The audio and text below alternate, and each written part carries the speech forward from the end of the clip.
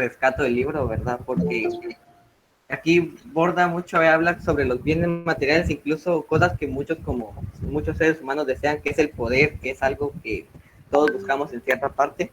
Esto trasciende aún así a la verdad. La verdad es superior a todo esto y creo que es lo que rescato bastante de este libro y lo curioso que es. Claro, gracias, Eri. Ahí lo más importante es que analicemos al final qué plantea el autor, más allá de lo que hacen los personajes, qué está poniendo en juego el autor acerca de la verdad, qué entiende el autor por la verdad, porque yo me imagino que todos amamos la verdad, pero lo importante es saber qué está planteándose. Nilton, ¿qué dice?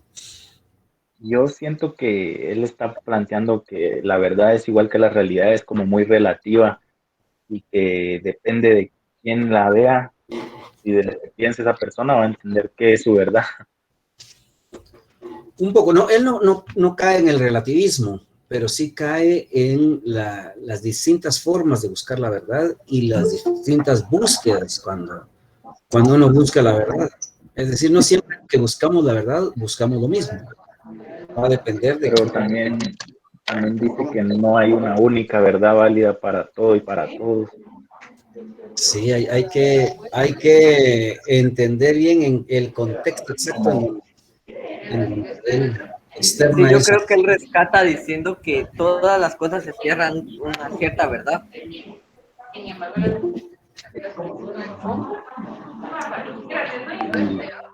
Y Pues por ahí va. No sé, alguien más que quiera compartirnos su experiencia. Fabiola, ¿ella leyó?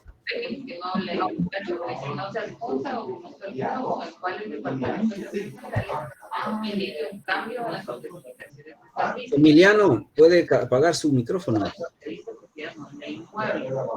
Yo, licenciado. Ay, Licenciado. Sí, dígame, Licenciado soy yo. Jesús. Esto es Dígame, expresar mi Jesús. sentimiento.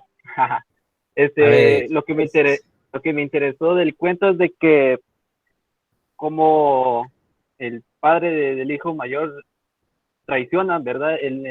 Su hermano y su padre cómo lo traicionan, ¿verdad? Y lo engañan para que él salga a buscar por todo el mundo esa de la piedra de la verdad. Eso sí me cayó un poquito mal y también sí fue algo de engaño, ¿verdad? Eso es lo que quiero expresar, licenciado. Gracias. Sí, hay que analizar ahí si es engaño o si caen ellos mismos en su propia trampa. Porque yo creo que ahí hasta incluso hay que reflexionar, como lo anotaba un poquito Nilton y Eddie, ¿qué es la felicidad? Hasta ahí nos conduce el cuento. Porque nos venden, nos imponen una idea de felicidad, pero que no necesariamente coincide con lo que nosotros hemos concebido, con lo que hemos vivido, ¿no? Sí, licenciado, ahí es bastante curioso que al final, o sea, como usted está diciendo, explica este Stevenson, ¿verdad? Que nuestros deseos no existen para hacernos más sabios, sino ni siquiera para hacernos verdaderamente útiles al cubrir nuestras necesidades, porque lo podemos ver con el hermano menor, ¿verdad? Que él al final, su deseo principal era la doncella, pero cuando el hermano mayor se encuentra ya de viejos, ahí estoy contando creo que mucho, ¿verdad? Usted véngase. Tápense los oídos para no escuchar. pero también al final el hermano mayor como que se da cuenta que la doncella como que no valía mucho la pena, como que estaba vacía ella. Dele un coscorrón ahí a Nilton. No esté diciendo que finales y que nada. Listo, malcriado. Pobre Victoria ya no se va a animar a leerlo porque ya la vi que ya se enteró. María José sí la leyó, ¿ah? Lo importante es leerlo, ¿verdad? Y que cada quien obtenga su visión, porque no todos llegamos a la misma conclusión. Exactamente. Y bueno, más allá de la conclusión a la que lleguemos después de la lectura, lo importante es que insisto, el propósito de los cuentos son un pretexto, el disfrute estético de los cuentos, el disfrutar de la lectura es un puro pretexto, pero lo que importa después de haber disfrutado es que ustedes vayan desarrollando esos procesos intelectuales que implica aprender a leer, ¿verdad? Porque como les digo, una opinión, pues cualquiera la puede tener y puede estar más o menos cercano a lo que ocurre en la historia, pero lo más importante para fines académicos es que aprendamos a desarrollar procesos certeros de interpretación, de lectura y de opiniones objetivas, ¿verdad? Por ahí va la ciencia. Entonces, incluso para los que estudiamos literatura, tenemos que aprender a emitir juicios objetivos, a partir de análisis también objetivos, que implican lecturas también objetivas. Muy bien, no sé, antes de que Fabiola se nos duerma ahí, si tienen alguna inquietud, alguna pregunta concreta, o le entramos de una vez un poquito a explicar el capítulo 2, que está bien sencillo. Y insisto, yo ahorita estoy como que haciéndola de maestrito tradicional, explicándoles la clase, pero yo esperaría que, así como hemos estado con Eddie, con Milton, con Jesús, con algunos otros compañeros, que la clase la vayan creando ustedes, la vayan haciendo en función de lo que han leído, de las dudas que les han surgido y de todo eso. Entonces, voy a proyectarles el capítulo, bueno, mi presentación del capítulo 2 para que les explique algunas cosas muy sencillas, muy elementales acerca de la comunicación y el derecho. Así, insisto, ustedes, por favor, interrumpan, me tienen la obligación de interrumpirme si les surge alguna duda o si tienen alguna inquietud. El capítulo 2 se llama Comunicación y Derecho, y lo que trato ahí es de exponerles cómo no hay posibilidad del estudio de derecho sin la posibilidad del conocimiento profundo del lenguaje. Más allá de lo tradicional, ¿verdad? De pensar en que es importante no cometer errores ortográficos, de redacción. Más allá, pensar el derecho es pensar el lenguaje, porque no hay forma de norma, de normatividad que no sea a partir de una normatividad lingüística. Para llegar hasta ahí vamos a empezar con una reflexión así muy, muy sencilla, muy superficial acerca de la comunicación lingüística. Se llama comunicación lingüística a esta que estamos desarrollando ahorita prioritariamente a través de las palabras. Es decir, cuando hablamos estamos ante un hecho de comunicación, un acto comunicativo, decía Austin. Y un acto comunicativo es una manifestación de una competencia. Competencia significa una aptitud que tenemos para desarrollar ciertas pautas de conducta. La comunicación lingüística puede darse de forma oral y de forma escrita. Ahorita vamos a ver un poquito las diferencias, pero en esencia y en sí misma, la comunicación es oral. Es decir, la comunicación lingüística es aquella que realizamos cuando emitimos sonidos, se llama sonidos articulados, porque no son cualquier sonido, sino que son sonidos socialmente establecidos. No sé si ustedes han visto que, por ejemplo, si hay alguien de aquí que hable alguno de los idiomas mayas, se dará cuenta que en el idioma castellano, en el idioma español, hay ciertos vocablos que no, ciertas letras que no existen en quechí o en quiché, y viceversa. Hay algunas letras del quiché que no existen en el quechí, que no existen en el idioma castellano. Eso se da porque los idiomas son esencialmente esos sonidos, pero esos sonidos articulados, no cualquier sonido. En nuestro caso son 27 letritas en el castellano. Hay idiomas más complejos, de 52 letras, es el más complejo, por ejemplo.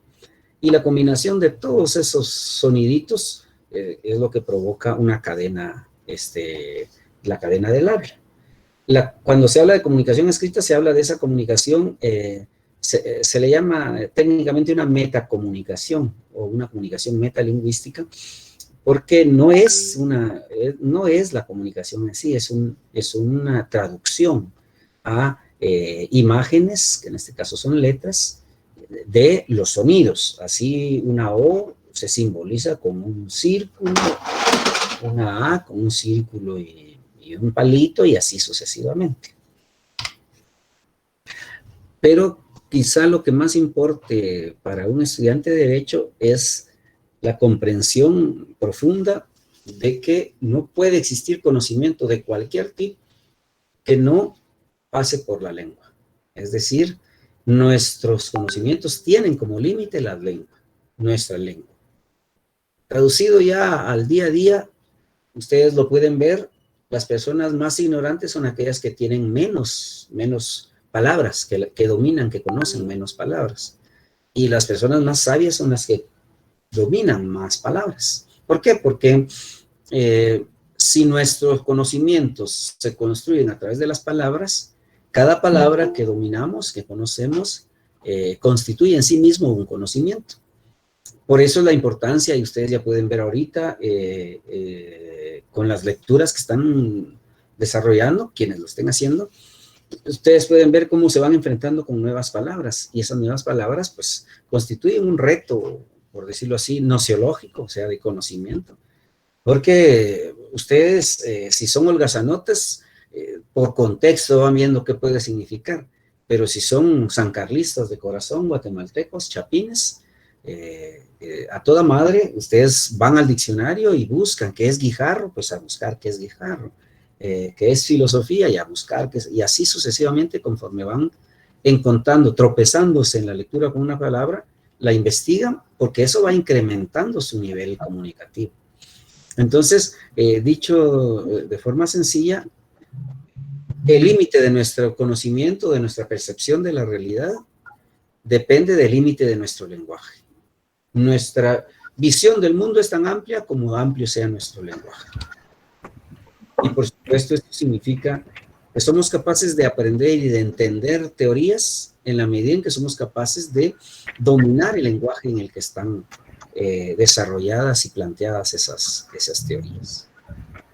Ustedes van a ver ahora, lo estarán experimentando ya en algunos casos, que ¿quién está ahí? Yo creo que Satán se metió en uno de los micrófonos, ¿verdad?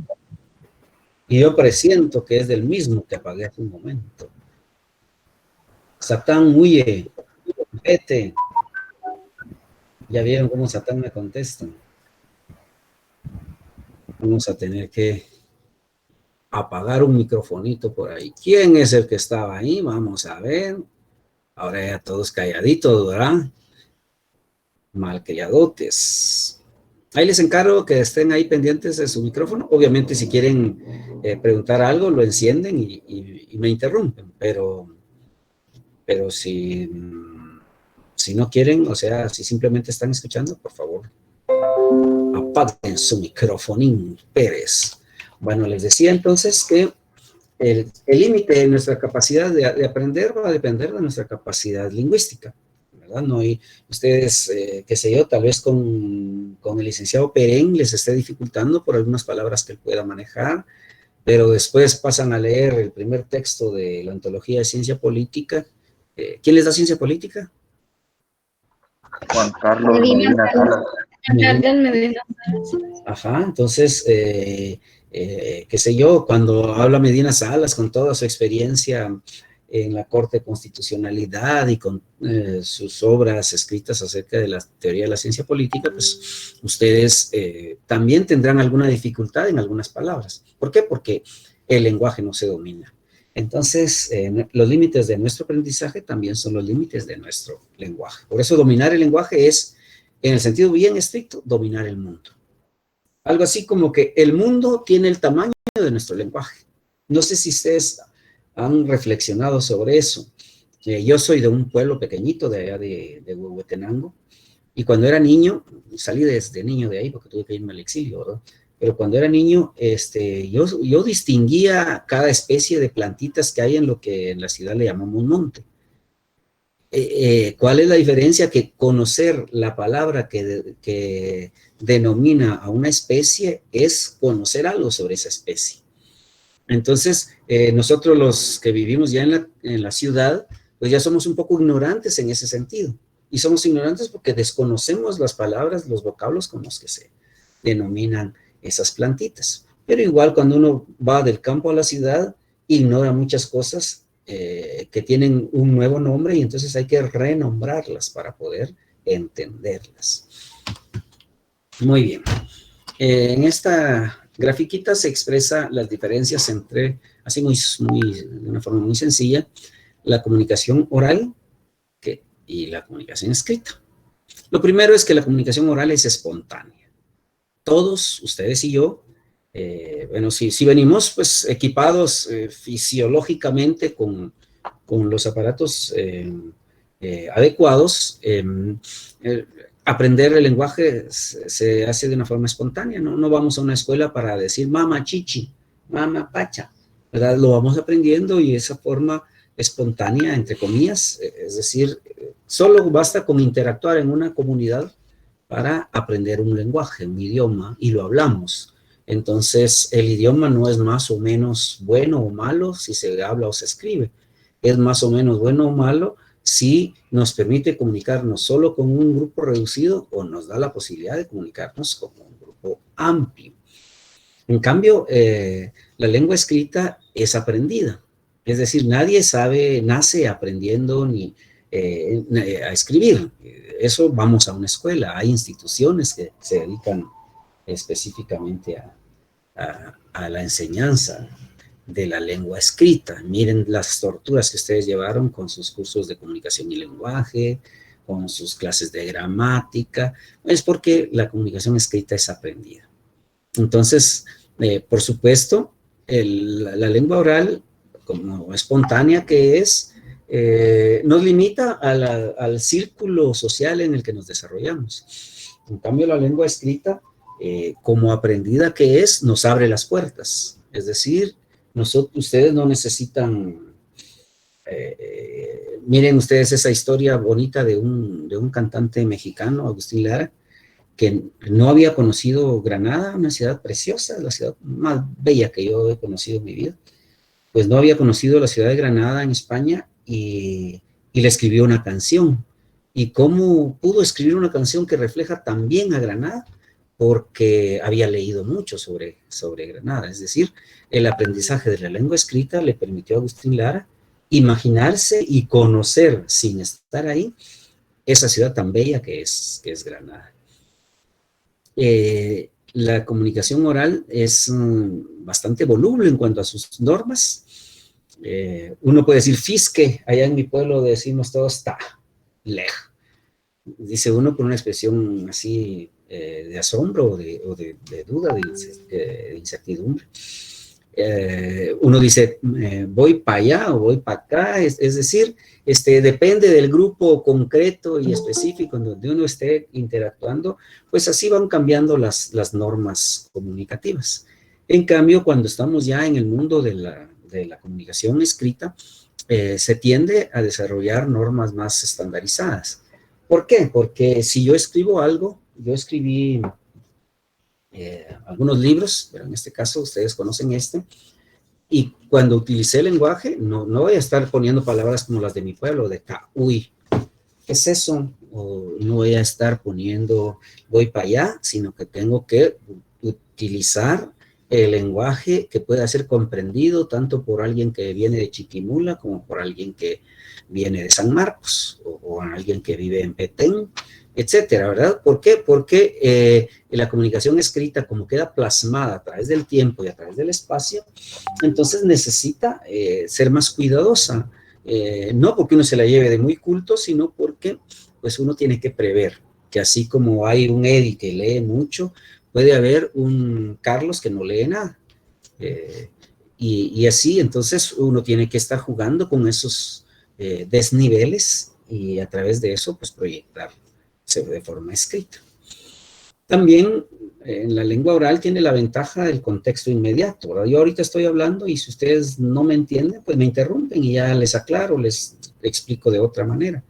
Pero cuando yo escribo el libro, tengo que buscar ejemplos que sean contundentes, tengo que buscar palabras que sean aptas para ustedes y para mí, y tengo que crearme un contexto, es decir, yo tengo que imaginar tanto a María José, que está por ahí muy atenta, como a Erika, que tal vez está un poco distraída, y en ese complejo sistema de contextos, pues cuando yo escribo tengo que ir algo así como que adelantándome a cualquier circunstancia posible para poder resolver los ruidos comunicativos. ¿Dudas sobre la comunicación lingüística?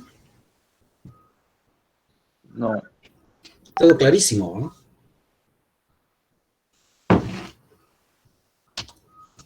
Muy bien. Dentro de la comunicación lingüística, como les digo, la comunicación lingüística es general. No hay ser humano que vive en sociedad que no posea un idioma. De hecho, las investigaciones lo han evidenciado, solo se es humano cuando se domina un idioma. Las personas o los, en ese sentido, serían estrictamente animales, porque ustedes y yo somos animales, unos más que otros, pero somos animales. Pero somos animales racionales. La razón es producto del lenguaje, porque como les digo, solo podemos desarrollar nuestra intelectualidad a partir de alimentarla con palabras, con teorías, etcétera, ¿verdad? Pero regresando, no hay ser humano que no domine, en el sentido estricto y filosófico de la palabra humano, no hay ser humano que no domine la comunicación lingüística. Pero dentro de la comunicación lingüística, que es tan amplia, tan voluble, la comunicación científica es algo muy, muy específico y algo que también se aprende. Es decir, es algo que no es espontáneo, que no lo vamos adquiriendo de nuestra relación así casual con la gente o familiar, etcétera, sino que es algo que vamos estudiando. Ustedes ya ven, ahorita están en una facultad de ciencias jurídicas y sociales. Eso significa que hay un lenguaje que ustedes van a aprender. Están estudiando un curso que se llama ciencia política. Eso significa que van a aprender un lenguaje que es propio para la ciencia política.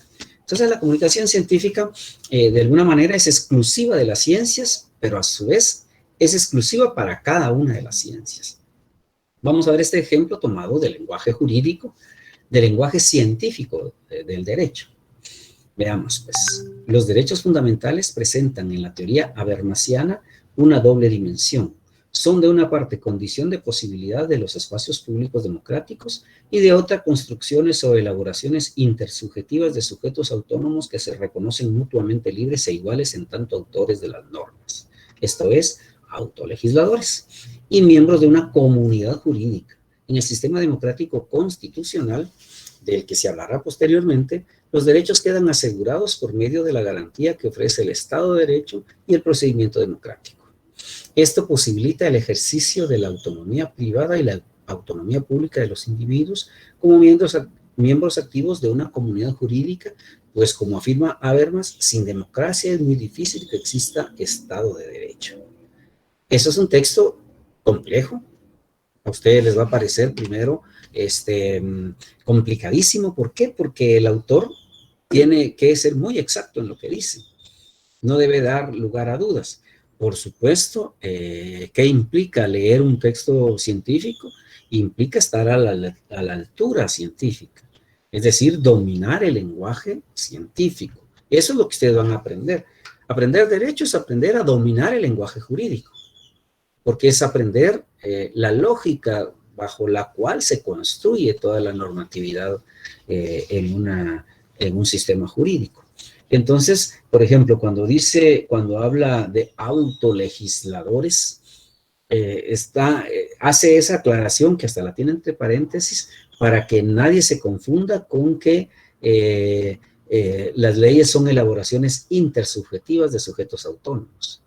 Por supuesto, si ustedes no tienen una base filosófica, jurídica, no van a entender ni pura rosca a qué se refiere Durango cuando habla de construcciones o elaboraciones intersubjetivas de sujetos autónomos. Ave María Purísima, dirán ustedes. Pero son conceptos que después ya les va a parecer tan triviales y tan sencillos porque ya su mente se habrá alimentado de ese lenguaje jurídico, ¿verdad? Bueno, entonces, ¿qué caracteriza a la comunicación científica en general? Este es un ejemplo particular de las ciencias jurídicas, pero en general, así como con las ciencias jurídicas, así se da con la medicina. Como les he dicho siempre, ya ven que ustedes llegan con el doctor y le dicen, viera que me duele la cabeza, y él le dice, no, ustedes tienen cefalea. ¿Por qué? Porque no es lo mismo en términos científicos decir me duele la cabeza a decir una cefalea aguda, una cefalea grave, porque si es aguda tiene una causa condicional externa y si es crónica tiene una causa condicional interna. Entonces, cada ciencia crea ciertos términos para ser exactos, para que no nos confundamos. Por eso, la ciencia, la comunicación científica en general, tiende a ser muy objetiva. Tiende a tratar de expresar sin involucrarse emocionalmente los conocimientos que se está transmitiendo. Ya ven ustedes que por exigencia de objetividad, ¿cómo cuesta que nos pongamos de acuerdo sobre si es el caso del protagonista del Gato Negro, si es un asesinato en estado de emoción violenta, o si es un femicidio, o si es parricidio, o si es homicidio culposo? ¿Por qué? Hay que determinar objetivamente a cuál de esos delitos corresponden los hechos para objetivamente juzgar el por qué el protagonista va al patíbulo. Entonces, la objetividad es inherente a la ciencia. Por supuesto, ustedes no le van a declarar su amor objetivamente a alguien, tienen que ser subjetivos, pero cuando estamos hablando ya en términos académicos, científicos, tienen que luchar por la objetividad. Ambas características, la tendencia a la exactitud y la objetividad, dan como resultado textos complejos, es decir, textos que no cualquiera puede comprender. ¿Por qué? Porque es necesario algo así como haber aprendido el lenguaje en el que están escritos. Yo la primera vez que leía al autor al que mencionan acá, Habermas, sí me quedé, pero ahí sí que estúpido, porque no le entendía gran cosa. Él es un filósofo general y un filósofo del derecho en particular. Entonces hay que entender todo el lenguaje filosófico y todo el lenguaje jurídico para ir interpretando una o dos frasecitas de este autor Habermas. Muy bien, entonces con eso más o menos nos vamos enterando de cuáles son las peculiaridades de la comunicación científica. ¿Dudas sobre comunicación científica? Una duda. ¿Hay alguna diferencia entre tendencia a la exactitud y complejidad? ¿O no la hay? ¿O todos se complementan? ¿O cómo? Se complementan. Yo pensaría que la complejidad es una consecuencia de esa necesidad de ser muy exacto y objetivo. Es decir, cuando yo como le digo, el ejemplo bien simple del doctor que le dice que usted tiene una cefalea aguda, le complicó, porque usted solo llevaba un dolor de cabeza, pero él ya le complicó la cosa y le dijo que es una cefalea aguda. ¿Pero por qué le dijo que es una cefalea aguda? Porque de esa manera está siendo él objetivo. Entonces, ahí no hay pierde. Si se sabe que es cefalea aguda, es que se o porque estuvo mucho tiempo en el sol, o porque tuvo un impacto muy fuerte, alguna causa externa. En cambio, si él determina, no, usted lo que tiene es una cefalea crónica, entonces dice, no, ahí puede haber un tumor, puede haber algún proceso degenerativo, algún derrame, etc. Entonces, el médico le complica, es complejo el lenguaje que utiliza en su diagnóstico, porque tiene que ser exacto y tiene que ser objetivo.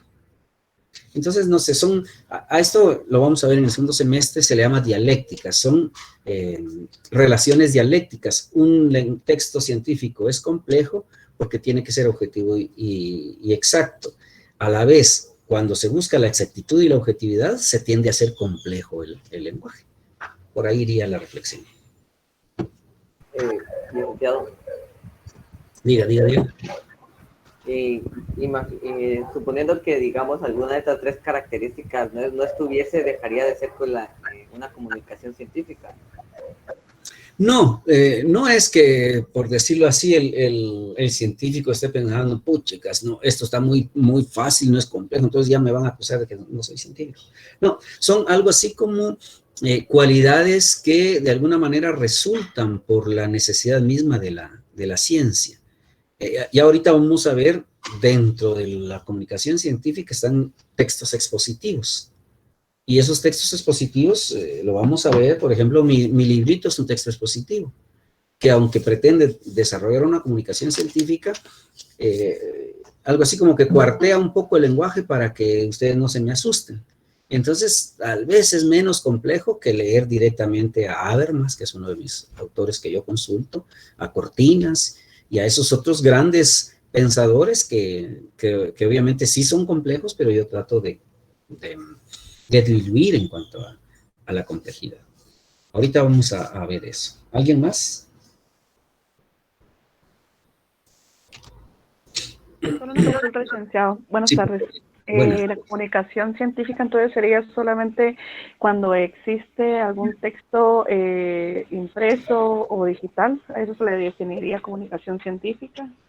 No, porque igual puede haber una conferencia así en vivo de una persona con un desarrollo científico, que esté, qué sé yo recuerdo haber visto alguna serie de Freud. Freud es el padre del psicoanálisis y de la psicología moderna. Hay una serie muy interesante en Netflix y en ese caso él da una conferencia en donde expone sus descubrimientos científicos.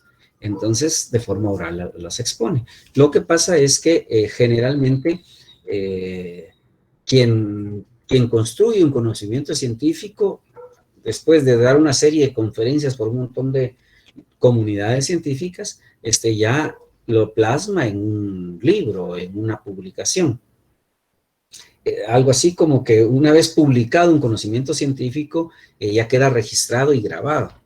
Pero en su origen también fue de transmisión oral. Perdón. No sé si entendí la pregunta. Sí, gracias. Muy amable. Para servirle. ¿Alguien más? Yo tengo una pregunta. Dígame. Dentro del lenguaje escrito, esto se tiene que transmitir a través de actos comunicativos. Exacto. Esto como lecturas, informes de investigación, ensayos científicos, redacción de textos. Así es. Así es. Por ejemplo, ustedes van a demostrar que tienen el nivel de licenciados cuando escriban su tesis. Es decir, van a producir una comunicación científica. Cuando ustedes les aprueben su tesis, van a defender su tesis, les van a hacer un examen de tesis que va a consistir en que van a explicar oralmente una síntesis de los conocimientos que han construido por medio del proceso de investigación que implica la tesis. Entonces, siempre la ciencia se manifiesta a través de actos comunicativos, así como el derecho, ¿verdad? Es decir, no hay posibilidad de conocimiento que no sea a través de actos comunicativos. Por eso la importancia de la comunicación y del dominio de la comunicación. Muy bien, vamos a ver lo que yo les mencionaba un poquito y que surge de la pregunta del compañero. A veces la ciencia como que busca canales de difusión que le permitan ser comprendidos por un público más amplio. Yo, por ejemplo, cuando supe allá en mis años de adolescencia, hace como 60, acerca de la teoría de la relatividad, pues obviamente me llamó mucho la atención, ¿verdad? Yo siempre fui todo nerd y todo así interesado en los rollos científicos. Leí los principios de la teoría de la relatividad de Einstein y no entendí ni pura rebanada. Yo tenía 14 añitos, imagínense ustedes. Pero después me encontré una publicación rusa en donde con ilustraciones, con gráficas, exponían la teoría de la relatividad y me pareció tan sencillo, tan bonito, que me apasioné por todo ese rollo. Entonces, los textos expositivos son algo así como que formas de presentarse de los conocimientos científicos. Aquí tenemos un ejemplo que está también en el libro. Todo lo que yo les comparto acá, en realidad, es una síntesis así muy apretada de lo que expongo en el libro. Veamos este ejemplo, es de Elías Díaz, uno de los autores del derecho que a mí, bueno, que yo suelo leer, ¿no? Dice este fragmento: en el Estado de Derecho, la ley es la concretización racional de la voluntad popular, manifestada con las posibles intervenciones del Ejecutivo, a que después aludiremos, a través de un órgano de representación popular libremente elegido. La ley ordinaria se conexiona y subordina a la ley fundamental, Constitución, y el control de constitucionalidad de las leyes asegura precisamente esa conexión y subordinación. Miren la diferencia entre este texto y este otro. Dicen más o menos lo mismo, pero este lo hace de una forma más sencilla, más mediatizada. Incluso se le llama mediación pedagógica a lo que hacemos los autores de libros de texto, porque hacemos como que servimos de intermediarios entre los teóricos y las personas que todavía no han desarrollado una teoría. Entonces, diga. Yo tengo una pregunta. Diga. Digamos, aquí, como en este libro se realizó, o en todos los textos didácticos, se realizó un medio pedagógico, o sea, es comparar los niveles entre los autores de libros que tienen un nivel alto cognitivo y entre los alumnos que tienen un nivel casi que inferior. Sí, yo no le llamaría alto o inferior, le llamaría simplemente están en dos mundos distintos, es decir, qué sé yo, le aseguro que este señor llamado, apellidado Durango, no podría mantener una conversación con usted en donde usted le relatara sobre su día a día, ¿verdad? Es decir, usted es más sabia que él en su contexto y él es más sabio que usted en su contexto, ¿verdad? Entonces no es que sea más o menos, sino que simplemente hay mundos distintos y para intermediar entre esos mundos vienen los textos expositivos. ¿Ya? Insisto, no es que sea más o menos, sino simplemente son como que funciones distintas. Le aseguro también que Durango no podría entender una explicación de en qué momento hay que sembrar maíz, en qué momento del año hay que sembrar maíz, ¿verdad? Entonces, por ahí va. Lo cierto es que los textos expositivos, en primer lugar, sirven para transmitir información. Contienen algunas explicaciones. Por ejemplo, aquí tenemos una información relacionada con el Estado de Derecho y los niveles diferentes de las normas, ¿verdad? Unas normas que crea el pueblo a través de sus representantes y una norma que sujeta a las anteriores, que es la de la Constitución.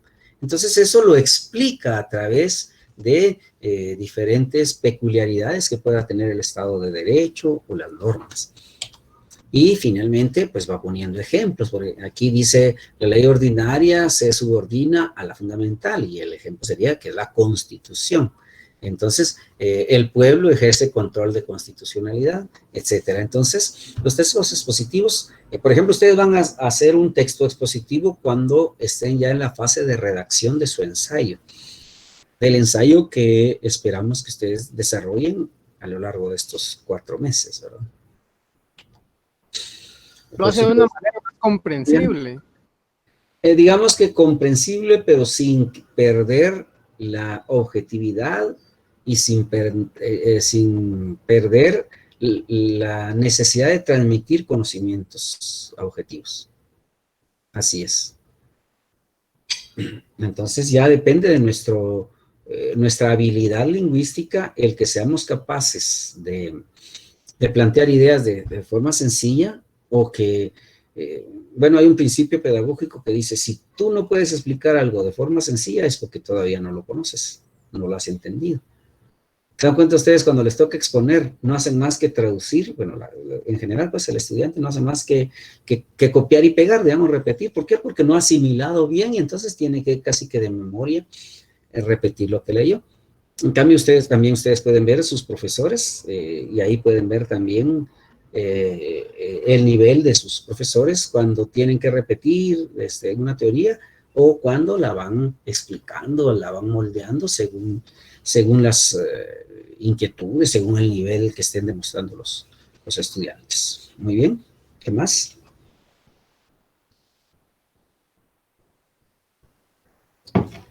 Ustedes van a hacer, como les decía, un texto expositivo cuando realicen su ensayo. Van a leer, qué sé yo, no sé si tengo por acá, no lo tengo. Van a leer textos sobre feminismo, sobre micromachismos, sobre las masculinidades frágiles, sobre historia del femicidio, la ley del femicidio, etc. Van a leer textos así gruesos, densos, y ustedes los van a presentar en un lenguaje que sea accesible para ustedes y para mí. Ahora vamos con la comunicación jurídica. ¿Qué es lo que realmente nos interesa? Es decir, la razón de ser de este curso es que ustedes vayan de alguna manera preparándose intelectualmente para saber que se van a adentrar en un mundo. Al aprender un lenguaje es adentrarnos en ese mundo. No sé si cuántos de ustedes pueden hablar inglés, pero se darán cuenta que traducir del español al inglés o del inglés al español no es solo de ir tomar palabra por palabra, porque eso sería absurdo. A veces son frases y a veces es todo una construcción la que se tiene que traducir a toda otra construcción. ¿Por qué? Porque cada lenguaje responde a una visión del mundo. ¿Qué pasa cuando nosotros queremos aprender derecho? Que tenemos que introducirnos en el mundo del lenguaje jurídico. Entonces, la comunicación jurídica, de alguna manera, es el paraguas a través del cual ustedes pueden entender la norma jurídica. ¿Por qué es esto? En primer lugar, la reflexión filosófica. No hay posibilidad de derecho sin lenguaje. De hecho, el derecho es lenguaje. Ustedes no pueden encontrar una norma que no sea expresada lingüísticamente. Entonces, lo que pasa es que no es el lenguaje común, y ahí es en donde empezamos ya como que a tambalearnos un poco. ¿Qué pasa con una norma? Está redactada en lenguaje común, pero ese lenguaje común de alguna manera está salpicado por palabritas, por conceptos, por giros, por definiciones que son muy específicas del derecho y que le dan el carácter de jurídico. Entonces, para aprender un sistema jurídico, primero hay que aprender el lenguaje en donde ese sistema jurídico está expresado. De ahí la necesidad de desarrollarnos lingüísticamente. Fíjense ustedes que la actual decana de la facultad es una persona a quien yo admiro mucho porque lee mucho. Y al leer mucho, su mente y su concepción del derecho también es bien, bien amplia. Entonces es una señora con una gran capacidad lingüística que le permite una gran capacidad jurídica. Entonces, en cambio, ustedes pueden ver abogados ya con título, ya con su tarjetita, que lo primero que dicen, yo soy abogado y notario, pero con un lenguaje tan pobre que más bien parecen tramitadores o parecen, ¿cómo se le llama? A los que ayudan a un abogado, como asistentes, no, se me fue la palabra. ¿Cómo? Procuradores. Ajá, muy bien. ¿Por qué? Porque su desarrollo lingüístico es tan pobre que no entienden más allá de lo inmediato de una norma, ¿verdad? Y les dicen, ¿y qué es ahí? Artículo tal, y no pasan de eso. En cambio, alguien que tiene un dominio lingüístico superior, obviamente va a encontrar razones constitucionales en un hecho trivial, porque de esa manera va a interpretar el hecho contextualizándolo, ¿verdad? Bueno, otro de los aspectos que hay que reflexionar acerca de la comunicación jurídica es que, como les decía, no hay derecho que no se presente a través del lenguaje. Y el lenguaje es en sí un centro de debate y de argumentación. El derecho es también argumentación. Es decir, ustedes eligieron una carrera en donde su éxito va a depender de su capacidad argumentativa. Y los argumentos se construyen a través del lenguaje. Es decir, entre más riqueza del lenguaje, su argumentación será mucho más coherente y más persuasiva, ¿verdad? Pero esto es algo general, es decir, el ser humano por ser humano o es humano porque desarrolla la razón comunicativa. ¿Qué significa razón comunicativa? La comprensión, por ejemplo, ustedes tienen una visión del mundo, yo tengo otra visión del mundo, pero ustedes y yo nos podemos comunicar porque tenemos esa razón comunicativa que nos permite hacer las traducciones, es decir, nos permite entender. Él o ella no piensa como yo, ni yo pienso como él o ella, pero yo puedo entenderla desde su lógica para que ella o él me entienda desde su lógica. Entonces, están en una carrera en donde van a argumentar desde un juicio oral y público hasta, qué sé yo, una escritura que tengan que realizar. Muy bien. Acerca del lenguaje jurídico en sí mismo, se construye dentro del lenguaje, es decir, es un subgénero del lenguaje en general.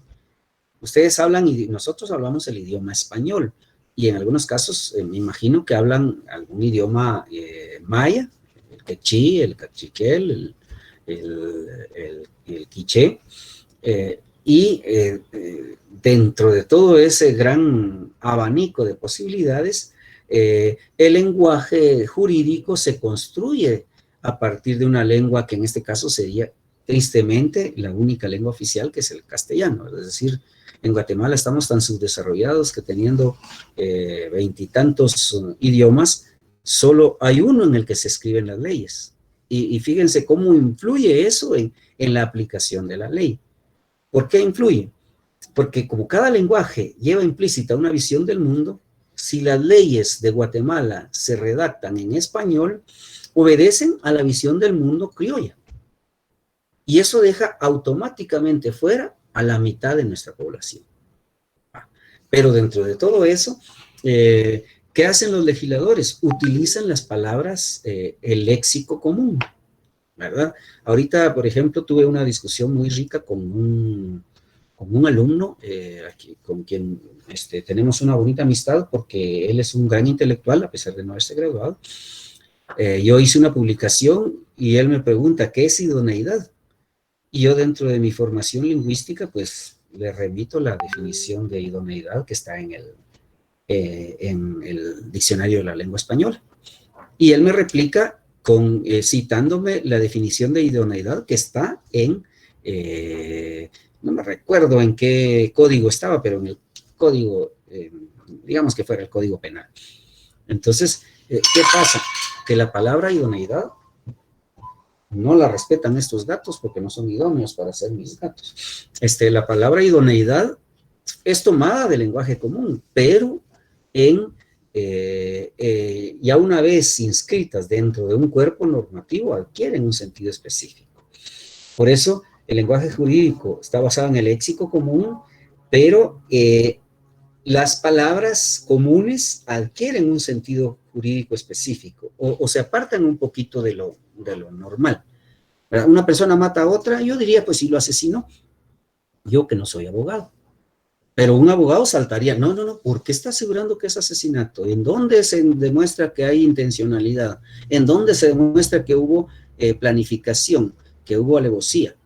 Entonces, ¿qué pasa? Que la palabra asesinato que utilizamos todos los mortales, los abogados la utilizan de una forma muy específica y de hecho la diferencian de homicidio, por ejemplo, de homicidio culposo.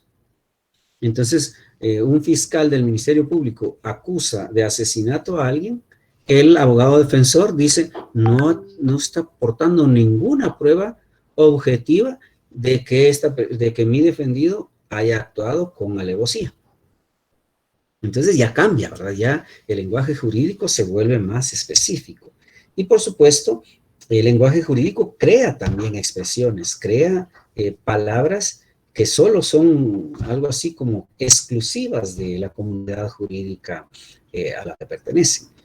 Siguiendo el ejemplo de asesinato, el concepto de homicidio culposo, pues no lo manejamos los mortales comunes, ¿verdad? Porque es un término muy exclusivo de los médicos, así como el término cefalea no lo utilizamos, no lo utilizan más que los médicos, y así sucesivamente cada ciencia va produciendo su lenguaje.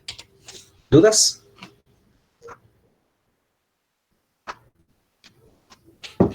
¿No hay dudas? ¿No hay dudas? Yo creo que ya se me durmieron, ¿verdad, patojos? Por estar hablando cosas intrascendentes para ustedes. No ayuda. Así rapidín, les prometo. ¿Cuáles son las características del lenguaje jurídico? En primer lugar, el lenguaje jurídico es prescriptivo. Prescriptivo significa que da órdenes, pero no está preguntando si quieren o no quieren, sino que esto está así. Si alguien prohibido, por ejemplo, botar basura, es una prescripción. Si alguien alguien conduce sin posesión de licencia, tendrá una multa de 200 quetzales. Es prescriptivo. Entonces, el lenguaje jurídico es prescriptivo. Coactivo. Coactivo, sí. No es exactamente lo mismo lo prescriptivo que lo coactivo, pero lo coactivo es una cualidad inherente de la norma jurídica. O sea, no hay norma jurídica que no sea coactiva, porque si no perdería su efectividad, su aplicabilidad. Porque bueno, no habría certeza jurídica. No habría disuasión para cometer. Imagínense que alguien, a mí me pasó algo muy, muy, muy curioso. Yo estaba rentando un apartamento y en el contrato decía el arrendatario está obligado a anunciar con un mes de anticipación cuando vaya a desocupar el bien inmueble, ¿verdad? Pero solo decía así el contrato y no decía cuál es la pena, o sea, alguna pena. Y yo honestamente lo hice por ingenuidad, ¿no? Yo simplemente, bueno, como no dice aquí que tengo que pagar, pues no tengo que pagar nada, ¿no? Y entonces, cabal, que me empezaron ya el abogado de los dueños del apartamento me dijo, pero mire, usted está obligado. Sí, le dije yo, pero dígame en qué parte del contrato establece la multa que yo debo pagar por eso. No, pero es que se supone, pero ¿qué va a suponer? Uno no puede suponer nada, porque no hay esa coercibilidad que implica la coacción. Muy bien, gracias por su intervención, compañero. Bueno, al final no van a creer que yo soy tan mala onda, sí llegamos a un acuerdo, pero les decía que lo que ocurre cuando un texto normativo no es coercitivo, aunque siempre es prescriptivo. Bueno, ¿qué hace el lenguaje jurídico para no prestarse a muchas ambigüedades? Pues utiliza latinismos. Ustedes ya van a ver en el segundo semestre, van a llevar un curso que se llama Derecho Romano, y van a comprender el origen de todos nuestros sistemas jurídicos.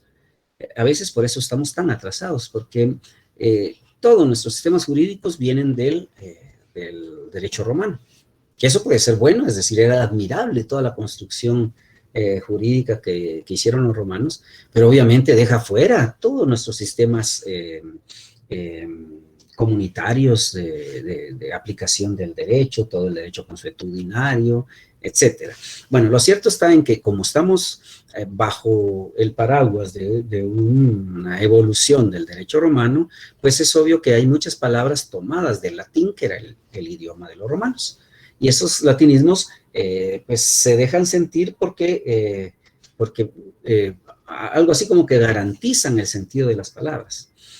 Ya vimos que, bueno, ahora ya se le llama de otra forma, pero antes se llamaba habeas corpus. Ahorita, por ejemplo, el juez Moto, o el abogado del juez Moto interpuso un habeas corpus.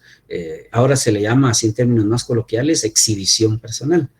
El término así jurídico es habeas corpus, o también están términos como homicidio, ¿verdad? Que vienen de hombre, cidio, muerte. Y así muchos latinismos que permiten como que fijar el sentido de las palabras. Además, hay características del lenguaje que son muy exclusivas. Yo cuando estaba escribiendo este libro me topé con el delito llamado parricidio, porque estaban juzgando a un adolescente que mató a su papá y a su mamá. Y entonces me dio curiosidad porque el abogado defensor aludía a no sé qué carta de no sé qué naciones, y me fui a ver, y sí, en efecto, en México el delito es bien distinto. Este joven tenía ascendencia, creo que belga o sueca, por ahí. Entonces apelaba a que en esos ámbitos parricidio se definía de otra manera y por lo tanto conducía a otros castigos. Les digo esto para ejemplificar cómo cada sistema jurídico crea un lenguaje también exclusivo, un lenguaje que es válido o que se puede entender de esa manera solo para el sistema jurídico en donde están inscritos, ¿verdad? Ese ejemplo de parricidio, el ejemplo de femicidio, feminicidio, y que hay diferentes acepciones y concepciones según sea el sistema jurídico en donde se aplica. Pero también, así como hay sistemas jurídicos, como hay un léxico jurídico que es muy exclusivo porque permite establecer cómo se define en un sistema jurídico un delito, también hay una tendencia a la apertura. Cada vez más estamos interconectados en todo sentido. Ya ven, ahorita estamos tan interconectados que en todo el mundo tenemos coronavirus. Es decir, ya el mundo ha sido totalmente globalizado y por lo tanto también los sistemas jurídicos. Por eso se espera, y esa es la esperanza que yo tengo, que todas las aberraciones jurídicas que están aprobando estos del Congreso y los del anterior y los del anterior al anterior, vayan cayéndose poco a poco, puesto que ya en el concierto de las naciones ya existen principios jurídicos que son de aplicabilidad universal, de aplicación universal, y que contravenir esos principios de alguna manera es contravenir los derechos humanos.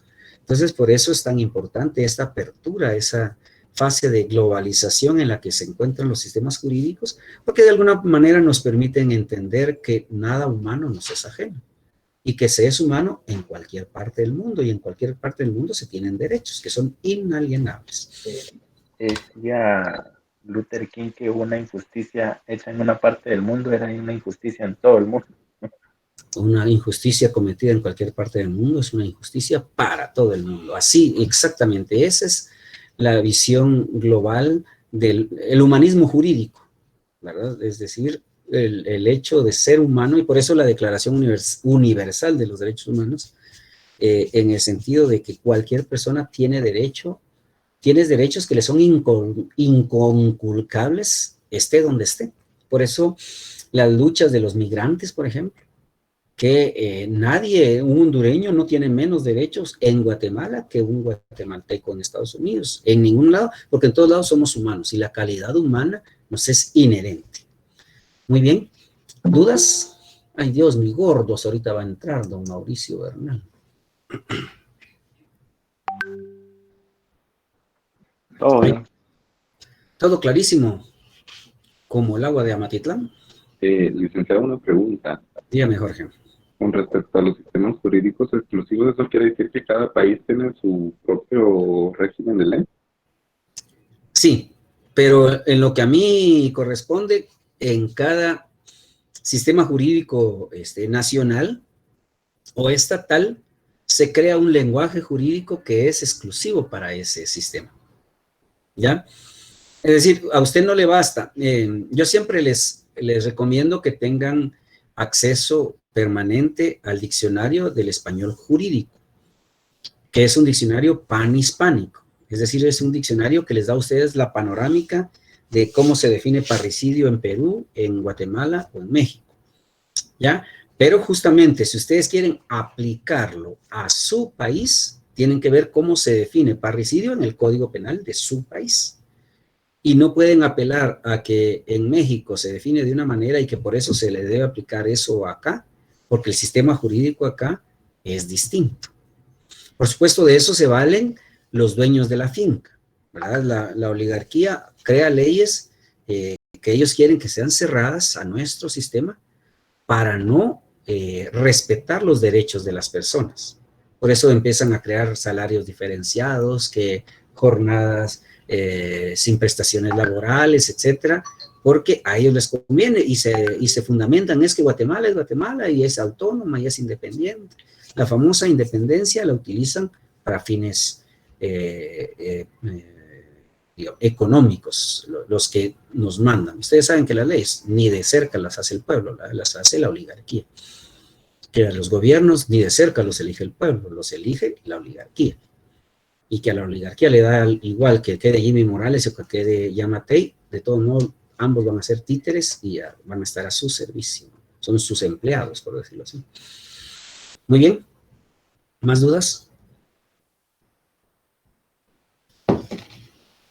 Si no hay más dudas, vamos a dejarla ahí, porque si no, no va a aguantar mi gargantita. Todavía me faltan 2 clases y ya estoy. Solo una buena tarde, desea una consulta Dígame. respecto a las actividades de los cuentos, del segundo cuento que se tocó de leer, referente a la piedra, la verdad. Tengo una consulta, la verdad me quedé como que, ¿cómo le hago? En la actividad número 2, respecto a las inferencias. Solo permítame un minuto que tengo no una emergencia, pero sí algo que hacer en este preciso momento. Permítame, no puedo. Ahorita regreso, en un minuto.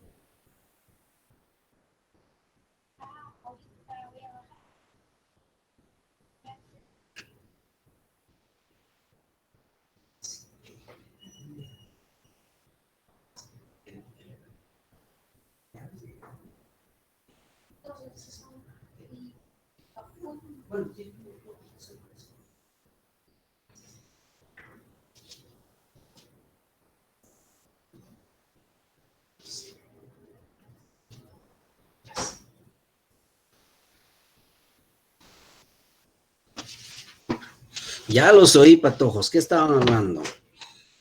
De verdad que estaban ahí chismoseando. Perdone, compañerita, ¿cuál era su duda? Es que...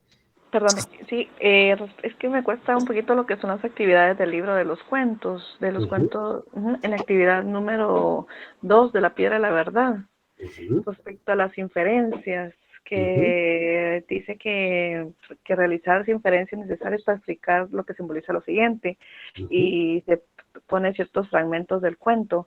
En ese sentido hay que cambiar lo que el párrafo que se está dando, ejemplo, la opción A. Es algo me cuesta un poquito. Mire, inferir significa a partir de una información usted llega a otra. Voy a poner el ejemplo. Si el protagonista encontró el guijarro cuando ya era un anciano, entonces tal y tal cosa. Si quien le dio el guijarro no tenía fuego ni pan y carecía de palabra, eso significa que tal cosa. Si lo que vio cuando dirigió el guijarro hacia su hermano y a la esposa de este, entonces tal cosa. Si la decisión de ir por el mundo en el guijarro en el bolsillo, entonces significa tal cosa. ¿Ya? Eso es, no sé si ustedes, quienes de ustedes sean bachilleres, deben haber llevado algo de lógica, ¿no? Filosofía, un poquito de filosofía. En filosofía le enseñan a uno, y es como que concluir. Se concluye o se interpreta tal y tal cosa. No sé si por ahí va la pregunta. Ya. Sí, cabal. Gracias, licenciado. Muy amable. Para servirle. Licenciado, una pregunta. Dígame, Jorge. En la actividad del libro de comunicación lingüística, de la actividad número 2, tenemos que hacer el proyecto de integración. Ajá. Estamos hablando del capítulo 2, ¿verdad, joven? Exactamente, del libro de lingüística. Sí, la última, la que dice Proyecto de Integración 1. ¿A eso se refiere? Sí, sí, licenciado. Ya, veamos pues. Aquí es en donde vamos a empezar ya oficialmente con nuestro ensayo, pero ahorita no entren en pánico. Respiren profundo, cuenten de 1 a 10, tranquilos. Aquí lo que tienen que hacer es abrir su programa de Word y escribir lo que se les ocurre, lo que Diosito lindo les dé a entender en su infinita misericordia. Que yo creo que el machismo es tal cosa, o que yo creo que el feminismo es tal cosa, o que para mí los derechos de la mujer son tal cosa, ¿ya? Así escriben una página, como se les dé la gana. De eso se trata aquí, que sean espontáneos, que expresen lo que ustedes sienten, entienden y comprenden en este momento. ¿Estamos? Sí, licenciado, gracias. Perfecto. ¿Alguien tiene alguna otra pregunta? Entonces nosotros elegimos el tema. No, ustedes lo eligen, pero dentro de ese abanico llamado lucha por la equidad de género, feminismo, micromachismos, masculinidades débiles, todo lo que hable acerca de equidad de género, ¿sí? Cualquiera de esas posibilidades. Hay muchos, eso es un universo enorme, también pueden incluir, que sé yo, alguien que pertenezca a la diversidad sexual, pues también puede escribir sobre diversidad sexual, que es parte de los derechos que se van conquistando en una sociedad realmente democrática. Muy bien. Entonces sí podemos abordar esos temas, ¿verdad? Perdón, Eddie. Yo porque tenía esa duda también, si se podía, ¿no? De que sí se podíamos abordar así temas relacionados con la comunidad LGBT. Solo era mi duda, pero como Sí, dijo sí, que sí.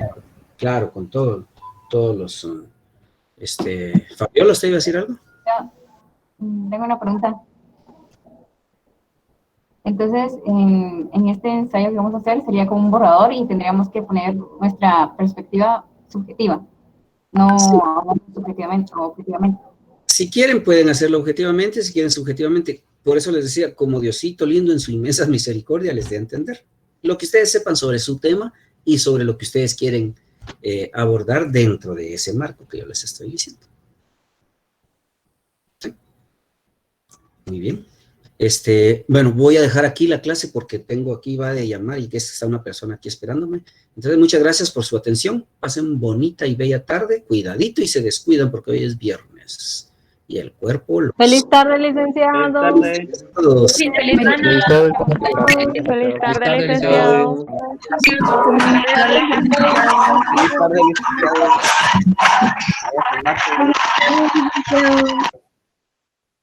Feliz tarde, licenciado.